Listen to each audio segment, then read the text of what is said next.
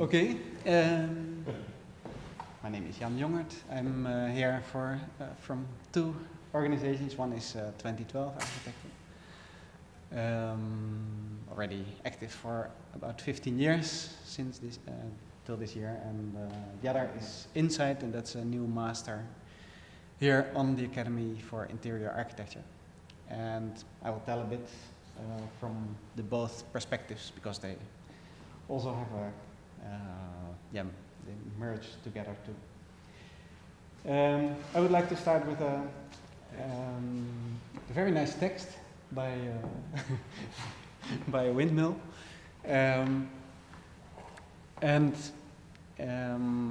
actually it is a kind of symbol of this time. It's funny that there's now even fights about them in the north of Holland. The province said it's not allowed to put any new windmills anymore because people are they have sound problems, and there's a kind of visual disturbance. So and they say we already reached all our goals in green energy, so it's not necessary to put any new.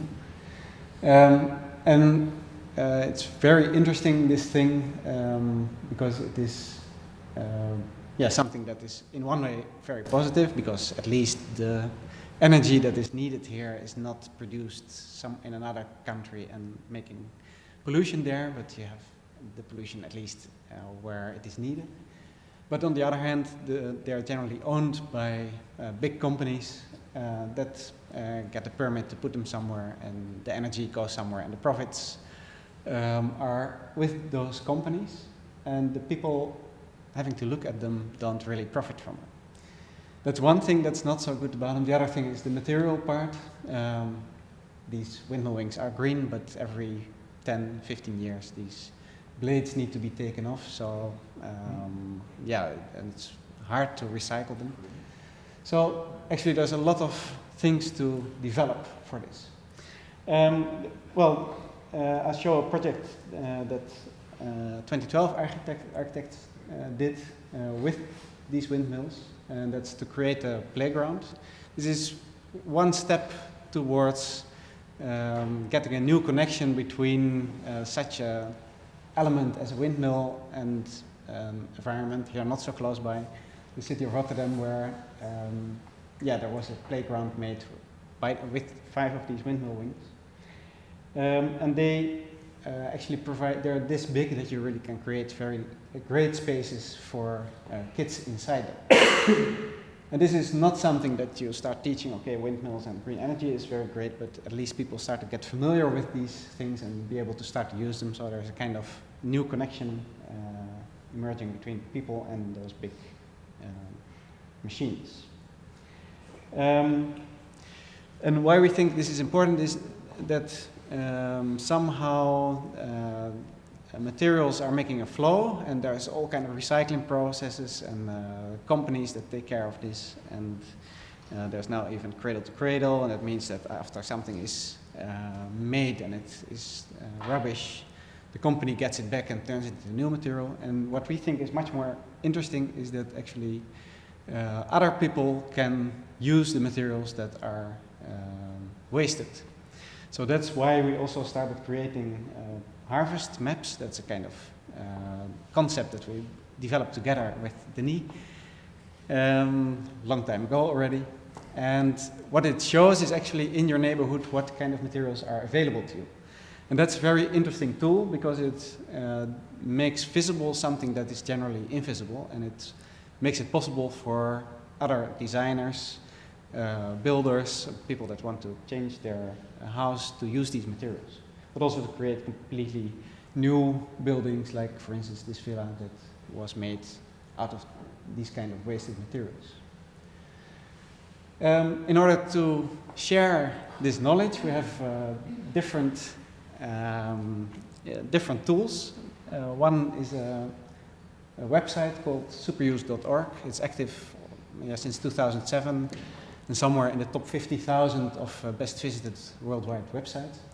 There's not much we do to it. It's just a big platform. People can upload their own designs on it, and sometimes we do something, add some to it. But somehow it's very popular, especially in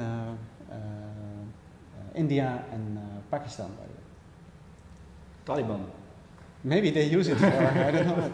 Yeah. Would be really funny how to make a road bomb from a windmill. I haven't found that, that part, with second-hand materials.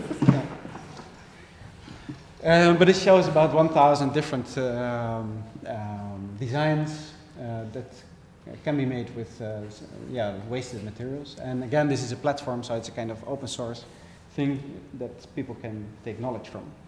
But we now got the possibility, we got the funding last month to actually connect that super use to a digital harvest map, also something that we developed together with Refunk and 7 other designers in Holland that usually use second-hand material, and it's actually a digital map that shows what kind of materials are available in your surroundings, and it gives you all kind of knowledge about this if you want to know more about it. So it shows what is available, what not, what kind of material it is made of, and for instance for windmill wings it shows as well what kind of projects already have been realized with this.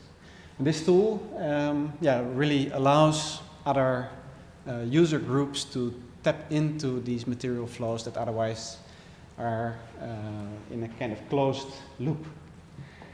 And those closed loops are not something we are very much in favor of, because what we see is if we investigate cities that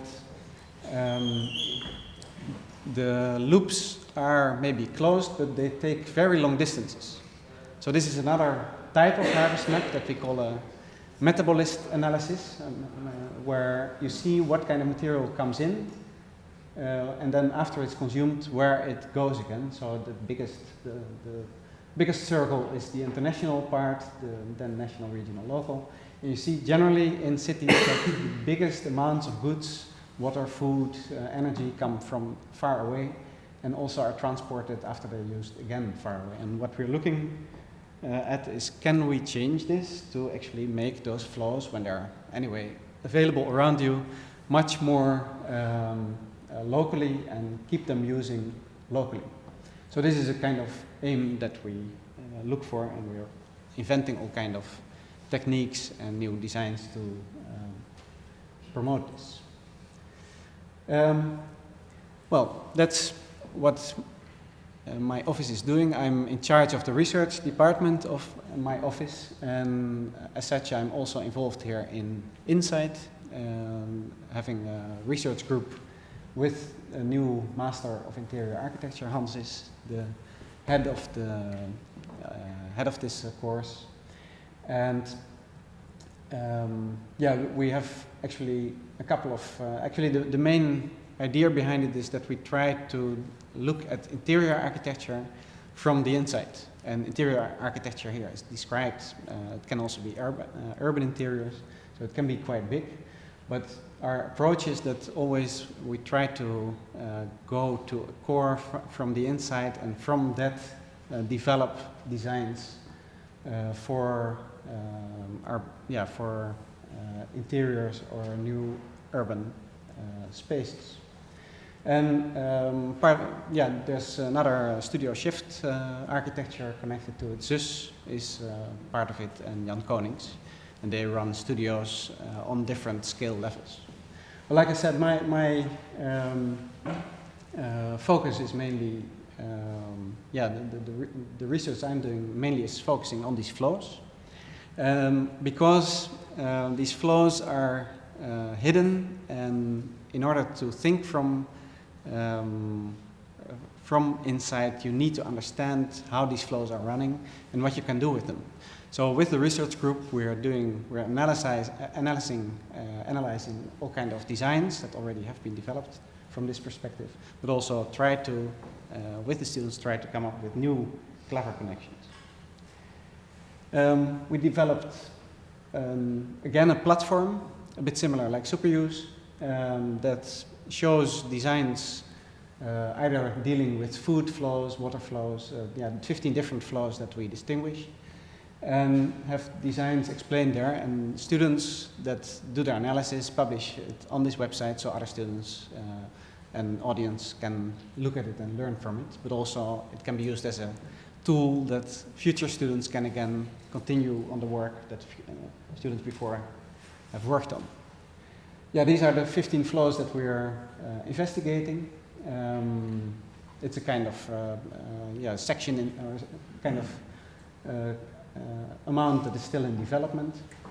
And every semester we're taking one type of flow and do a deep analysis on how these flows work in buildings and in urban environments and what you actually can do to those. So since we had 1 year now with Insight, we've been doing the money and the food flows. And at this moment we are starting the material flows.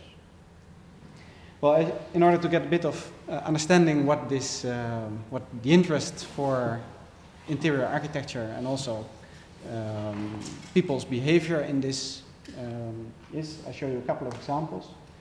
One is a design or artwork by Alan Wexler, a Spanish artist, that designed this bathroom. And this is really a space that is designed from knowledge of flows. It really, the cones you see here, really the sizes are depending on the amount of water that you need for a bath, for a wash tub, and for a toilet. So it's very interesting to see how you can actually, from that function, start to develop spaces. Another one is also something that, a design product made from the thought of flows. First in Japan, I think for a couple of decades this already exists. The idea is that every time when you flush your toilet, water comes in this basin, nothing is done with it, and then you flush it again through the toilet, and it's actually drinking quality water. So why not first at least wash your hands before it comes into this basin? Well, I think this is a 35 euro set that you can buy online somewhere, but a Spanish design firm or an appliances firm made this WW toilet in the same principle, but this one cost 2,200 euros. But what is interesting, that designing functions like these from flows also start to change the way how you use this space. So no one would have thought to put a toilet with the side to a wall, but because you need to stand behind your sink, suddenly the whole use of the space starts to change. So the way how a toilet is mounted to a wall is changed, and that changes the space of a toilet. Another example is one that we designed ourselves, also with Jan in the execution of this. It's a shop where actually the person serving the people doesn't go out. So it's actually a place where everyone constantly is in the shop. Generally when you have a shoe shop, someone that needs to get the right shoes needs to go to a basement, he needs to leave the shop. But here the storage of shoes is included in the shop space. So that is just a very simple way of trying to make more interaction between the people there. Other thing is this new door where people actually, by passing through a door, provide the energy for other people's coffee. So if you pass once, it's one coffee. If you go twice through it, it's an espresso. That's about the energy that is generated with it. But also you start to, what is very nice is that actions of one person really start to contribute to demands and purposes of others. Well, here, for instance, this is an experiment that we did in Rotterdam. Again, it's a car that drives on the frying oil that is used to fry food for a festival.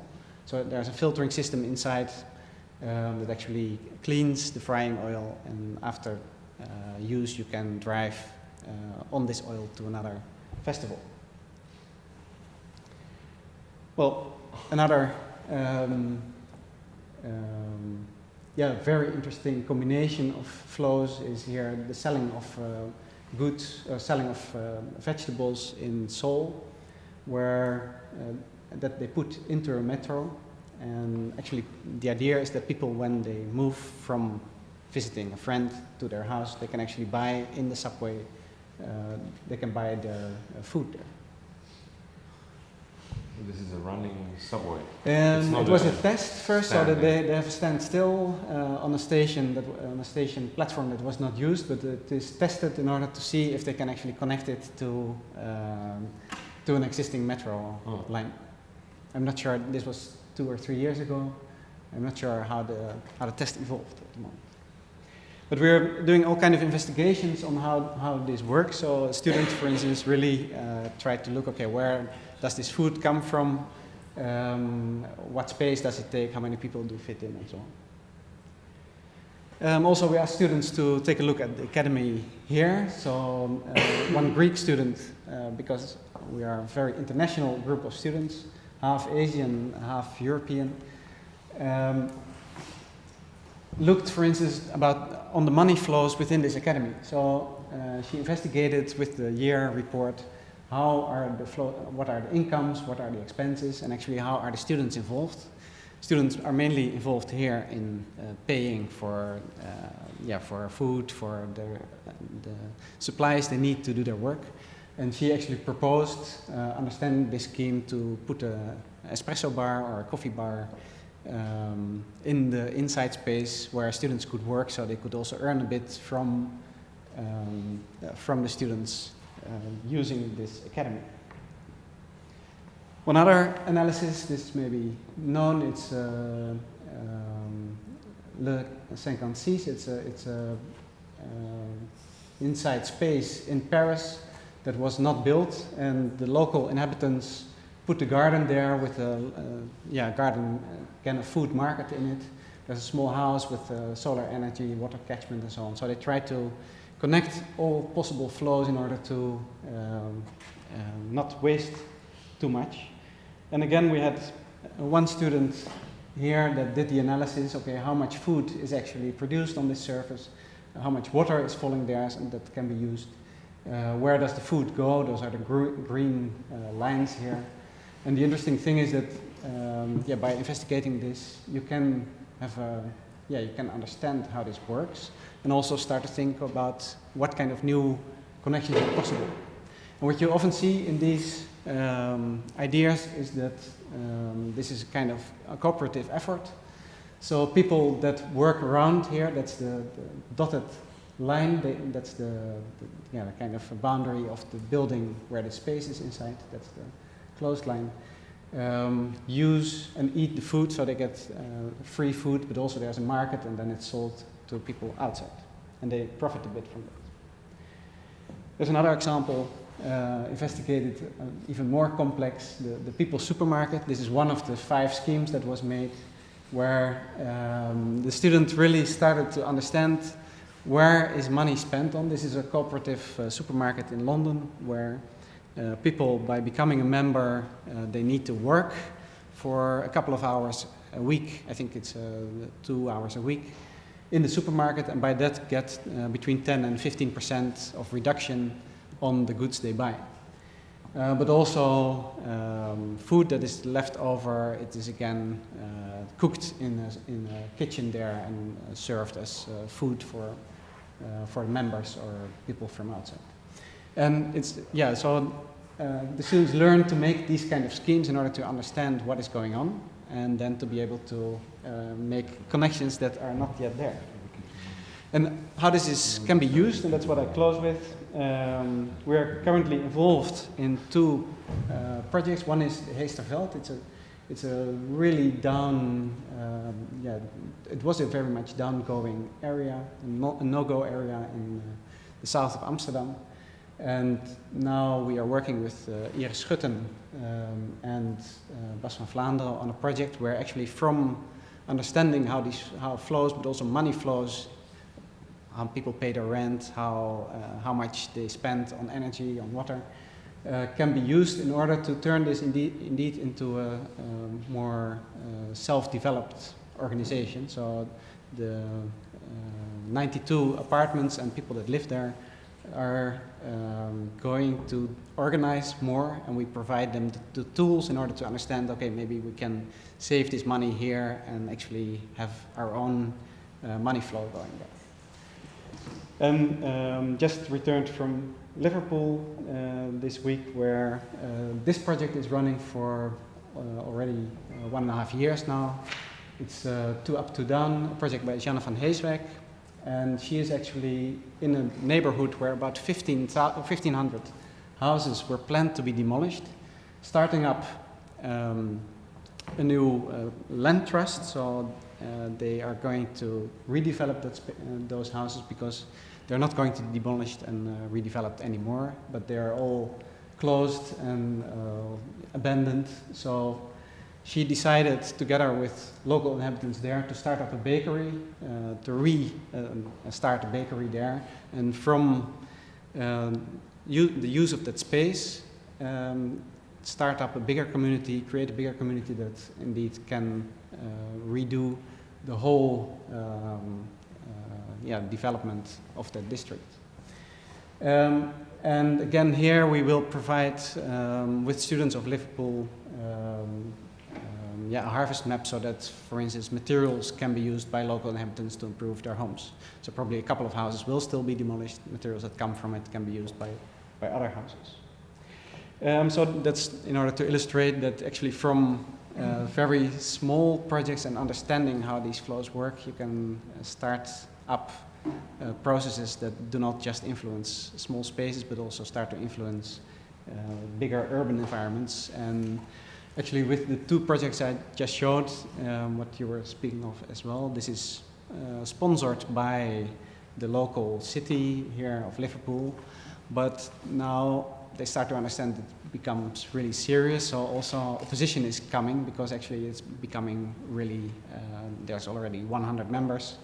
Also people that own houses still in the neighborhood are involved. So it gets power, and that's also kind of danger to the freedom that the official planners like to have in order to redevelop the future. So there's a kind of tension starting up, and I think those tensions are very interesting to work in.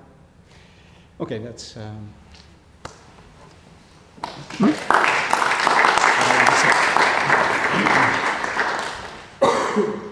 This is the economic graphic display. This is the crisis line. Crisis that line. Everyone thinks it's going up, but actually it's continuing to go down, and we have to find all kind of new.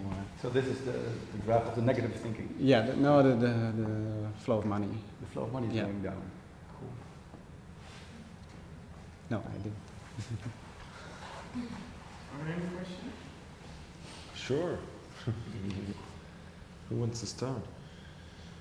It was a nice example you used with a Japanese toilet, because sometimes it looks all so good, but when you really, I've been in Japan and then I realized I see these things, and these toilets can even talk to you and ask you if you're a man, if you're a woman, if you want to clean, and if you've been shitting or pissing. It's totally bizarre. Yeah. But then you realize that you have to wash your hands after, but not before, because otherwise you're still doing bad. So, and then you realize, oh, maybe we want dry toilets and not water toilets, maybe the mistake is somewhere else. So there's a lot of great looking solutions. Yeah. But they work on certain edges, and sometimes the angle of perspective is still not right. But it's beautiful to see that there's innovation coming. Yeah. But maybe even going the wrong way. This is very low tech. Well, no, it's true that,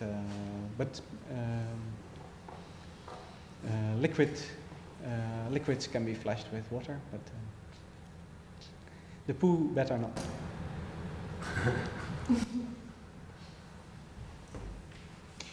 Good. Who else is specialist in toilet innovation? Exactly.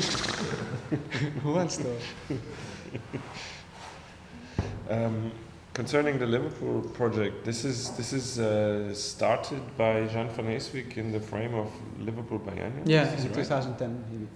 So it's a project that used the cultural frame to have a certain liberty and just taking off and just happening. Exactly. And by her engaging people with different backgrounds, different knowledges, she, if we talk about flows, I understand that she created a certain, how do you say, undercurrent of knowledge flowing in by coordinating different brains. So it's a flow of ideas, it's a flow of knowledge, it's a flow of which is highly curated and sort of has a direction. It's not just there, and it's not a puddle, but it has a direction. And I think that for me is very interesting about this idea of flows. That it's a thing that you shape. Yeah. Where everyone by all their actions is part of shaping flows permanently. Yeah, diverting them. We're like connecting. breathing. There it starts. And I think it's interesting first that this flow of ideas, because you were very much looking at the sort of material side, starting with a metaphor or starting with like, okay, I look at a piece of trash and I look around in my city where I can find piece of trash, and I do this. I talk about this step up from trash to resource again. Has there ever been a mapping in your like not like a trash map, or how do you call it, harvest map, but like an ideal map? Where in the city do I find the people that I need to talk to if if I'm like looking on it from the outside? Yeah. Especially super use, I love the platform, but isn't it kind of sticking on an idea of a designer as someone who's like overlooking a certain complexity and offers that as a gift to the public, rather than by these vignettes that sit on there? It's a general problem of representation. So I wonder how, like here we have a little bit of a protected field of dialogue, which is nice. But I'm really like I don't like this idea of the architect as being the superhero problem solver, who comes in as, you call them in and then they solve every problem. Yeah. So it's really a question of, also for the profession, and linking back to this idea of social architecture, to like, not represent yourself as, or like us, we as architects don't represent ourselves as, and then I come in and this is great. But how can we also use this idea of flows maybe to talk about the different understanding of, of course everything comes from we talk to each other, and then I think this is fantastic and inspiring, and it affects my practice somehow. So I will be doing different things tomorrow because I listen to you, probably.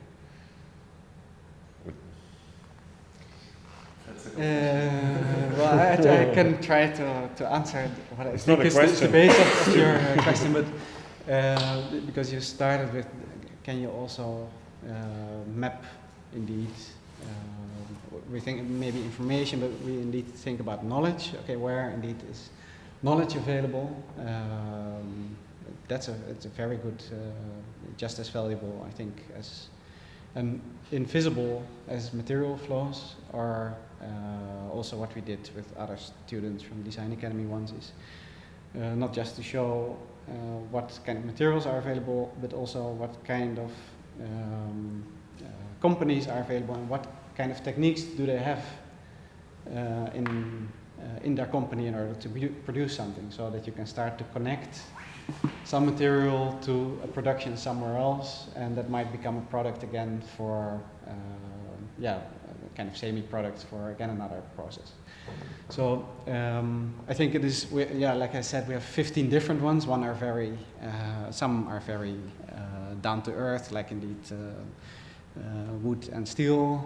Money already is a bit more difficult in this, and that's why it's very important to map them, because that's what we know, that if you start to understand how money goes and what the interests of people are, that you can also really play with it. Yeah. And that is, I think, maybe the final answer to your question. Why we are so much into mapping this is because we're trying to find ways and to illustrate what is going on, all the invisible information that actually is that people are making decisions on, but that are never really shown. Also, I mean, we just had elections. You know, there's all kind of, every party has its points, and this one will get in 4 years this much more work produced, and the other goes down, and it all is in figures just and in text, and you have to somehow understand this as something that is true. And of course, when there's talks between people, they all just put up their figures, and no one really knows what is going on and where, for instance, the money that they spent on is really coming from. So what we are starting up, and that's what this resource group is one of the first phases of, is to try to map those things and to produce means that you can actually have on a table and see, okay, this comes from here, this comes from there. If we would change this there, what happens? And with maps on a paper, it's still static, but we are hoping to move this, that you can have this interactive, that you actually can see, okay, if I put an extra market on this spot, it means that we maybe don't need this transport anymore. Or like a company just did by understanding how coffee is going, that he takes old coffee and grows mushrooms on it and sells it back to the company that produces the coffee waste. So you can interact with those maps, and that still needs a lot of development, but that's something that we are very much, or I with the researchers are very much into, for each of these flows, to understand what is the perfect map to make people understand, and how can you actually work with it. Sounds like you need to play Sims with a reality layer. Yes, or SimCity. That's there will be a SimCity that has I think a new one, Glassbox or something, that is very much.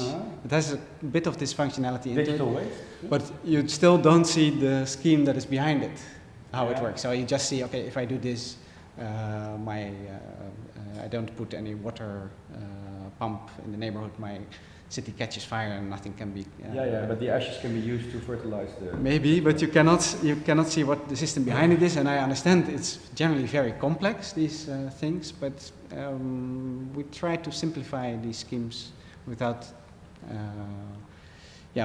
making it untrue in some way. No, because what you said, Marcus, if you want to have like a mapping of ideas are not local, or are not localized. They're not fixed. That's the main problem. No. Material flows they're produced on site and they're there. Yeah. An idea is. No, ideas can go from one side of the earth to the other. But there is, what I mean is ideas that come from a certain context or situation. Like, seeing from Germany over to the Netherlands, there is some difference in situation. Like we don't have coffee shops in Berlin.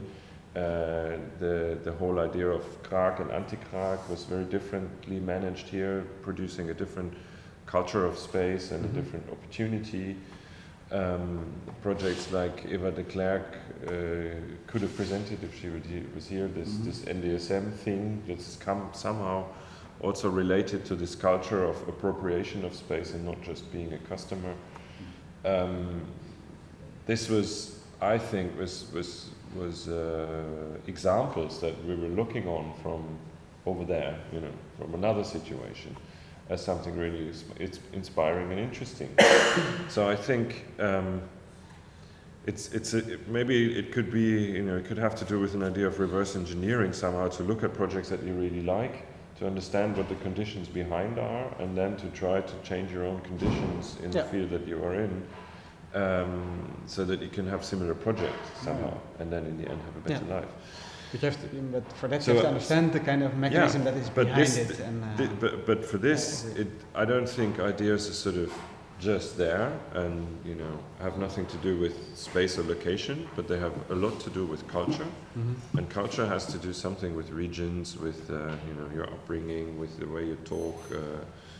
The way you dress, whatever, with many things. So I think there is a strong, yes, you can map. It's a map or a guide? I don't know. I don't know about the tool. I mean, I was just like, I was kind of following the argument of that we just heard, to say, okay, it's interesting to map. Yeah. My other question would be, when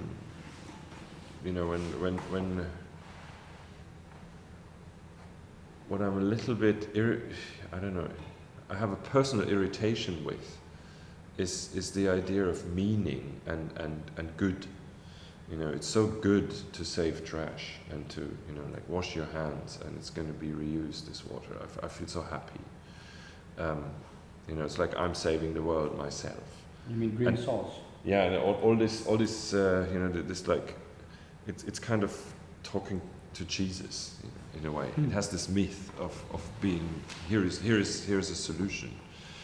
And I love Zizek's talk in Examined Life about trash and meaning and how we like, you know, how we cannot cope with a life without meaning, and that I don't know. He makes a very interesting connection there, but I'm wondering, like, how much do you need this kind of moral argument in it that is somehow underlying the whole narrative of trash? Like, the radical other approach would be to say, you know, as soon as petrol prices are high enough, transport from China to here would not happen in that extent anymore, because you have, you know, in the price of a cheap plastic duck, 50% is going to be petrol and more, you know.